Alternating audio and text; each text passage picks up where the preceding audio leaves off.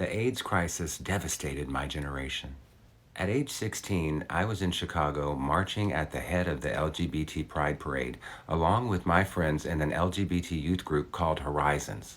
That year, the theme of the parade was Alive with Pride in '85.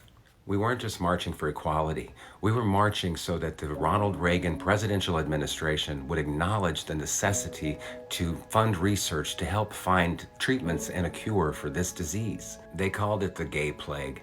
And as long as they were calling it that, they had no intention of finding a cure. Meanwhile, gay and bisexual men were dying at alarming rates, and there was nothing that anybody could do. We didn't know what disease was going to hit them next. Acquired immune deficiency syndrome had dropped their immunity so low that they were vulnerable to a whole array of diseases. And by the late 80s, sickness had become so ingrained in our gay culture that you couldn't go to a pride event or a gay bar without finding somebody who had symptoms of AIDS. It was a constant reminder that I could be next. Any one of us could. I lost my first friend to AIDS when I was only 17 years old.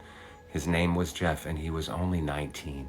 And my first friend in Chicago who was gay, Scott, who took me in off the streets, ended up dying with AIDS. There are really just too many names for me to mention of the people who this disease took away from me. That's why they made a quilt. The AIDS quilt was a way to remember so many of our loved ones who passed away, but it was also a way for people who had no loved ones at all to be forgotten.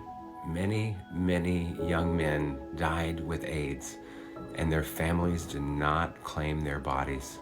They died alone. And back then, there was a unity in the LGBT community like you've never seen before. We came together for enormous fundraisers. The Elton John Foundation is one of them. We delivered meals to our friends who were ill. We helped do laundry and cleaning.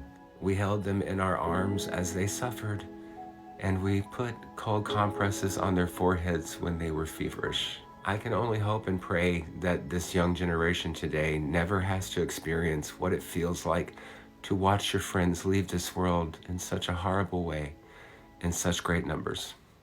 It was devastating.